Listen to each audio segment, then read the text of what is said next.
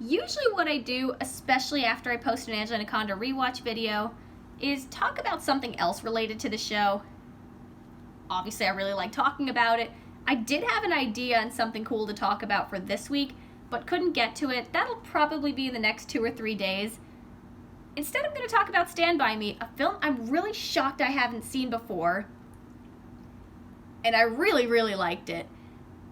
Stand By Me, essentially, for those of you who haven't seen it, and I'm assuming a lot of you have, it's based on a short story by Stephen King about 4 close friends, all from troubled home lives, who band together to go see a dead body.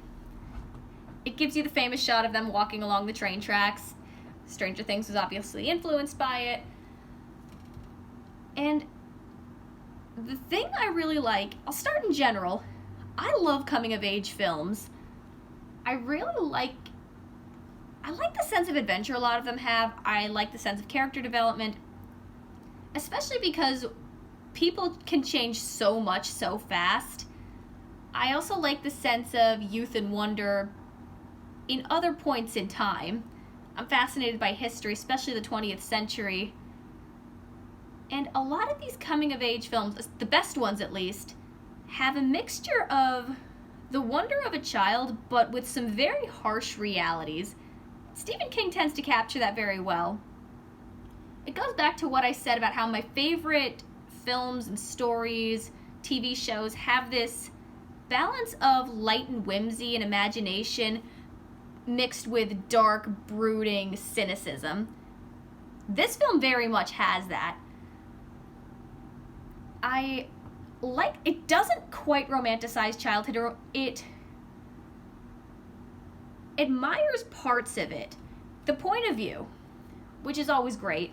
A kid trying to figure out the insanity of the world. Something I always really found very interesting. Especially if you can keep some of that joy and imagination alive as an adult. And because we do tend to romanticize childhood a lot and make it seem very saccharine and wonderful and beautiful and amazing, when a lot of the times it's not. It can be very limiting, and you are very small, and it can be a very scary place. That's what I find so interesting about Stand By Me. And again, a lot of people don't have very great childhoods. So seeing something that shows childhood in this very wonderful but also very harsh way, again, you get that balance of escapism but also reality. The boys in Stand By Me are really, really good actors. Young Corey Feldman, young Will Wheaton, Joaquin Phoenix, can't remember who the last kid is, and I don't feel like looking it up. The way these characters are written is very great. I can tell them apart very easily. Oh, this is Teddy, this is Gordy, this kid lost a brother. You definitely get the sense that they've all dealt with some very harsh things in their lives. But in this moment in time, and another thing I really, really like about this, spoiler alert, in the epilogue, so the main kid who's a writer, his name is Gordy, he says that they don't stay together as friends, but they are friends this moment in time, and I love that so much. It's great. Because it shows, yeah, they have changed. People do change over the years, and they do drift apart, and sometimes you change from who you are. You don't keep your friends over the years. I liked that reality. I loved how that was reflected. But this moment in time, they were a team. They had this adventure. They had this experience together. I really appreciated that. So a nice reality, but also an appreciation for this moment in time, but you moved on from it. It doesn't try to stay in the past so much. Just brilliant. It gives us a lot of really great scenes. Of course, the shots of Oregon are just beautiful.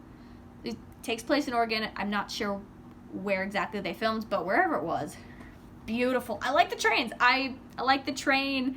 I like that it was an old train, that it took place in the 50s. which I don't think I'd actually want to live in.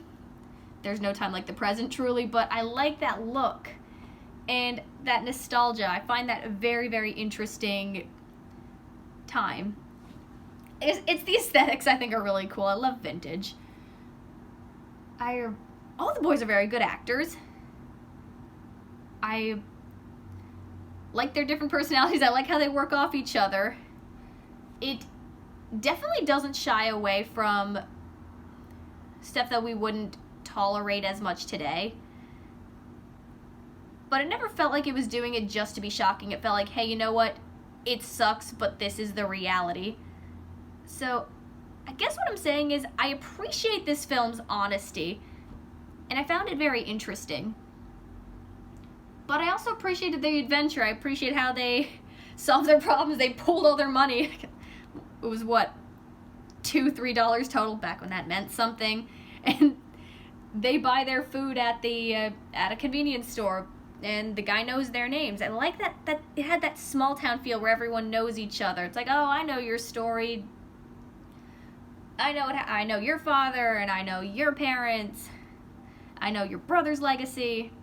I mean, it's a male-centric movie, but again, that's just the point of view. It is. And it's an interesting point of view. Again, honesty and specifics. And they really, really committed to making this film. Supposedly, I love reading up on films afterwards, after I watch them for the first time. And apparently Stephen King said this is one of the best adaptations of his work. I can see that. I think this film's considered a classic. At least in the coming-of-age genre. I haven't looked up where it ranks on American Film Institute's lists. I don't really have a favorite among the characters, because I was in it for the adventure. I was in it for this journey. And even when they see the dead body, it's pretty anticlimactic. You don't really see the aftermath of it because it wasn't about that. It was about this journey. And they deal with this local gang, which, man, intense. Bullies are intense in Stephen King's world. I know that's a Stephen King trope, homicidal bullies. And that's very much the case here, but for some reason, these particular bullies just, that felt real. It felt like these are people who are entitled, they're enabled, they're bigger than these kids, they can get away with being a dick to them, so they will. Definitely felt like they wanted to show off that they can do whatever they want, and that's the kind of world that this is, where unfortunately the biggest, the strongest, the meanest are the ones that sadly survive and get to the top. And it sucks, and those values suck. But the main characters still pull through.